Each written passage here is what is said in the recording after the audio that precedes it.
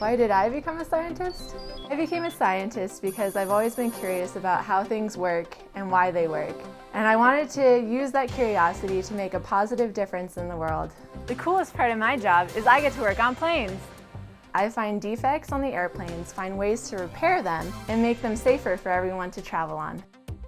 A typical day consists of me going into the laboratory and performing experiments. One of the experiments that I'm working on now is using non-destructive techniques to find cracks in materials that you can't see with your eye. This instrument that I use finds cracks in materials without me having to break the material apart or the component.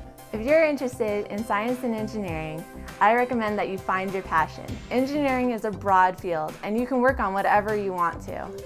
Even though school might get hard, trust me, it's worth it in the end.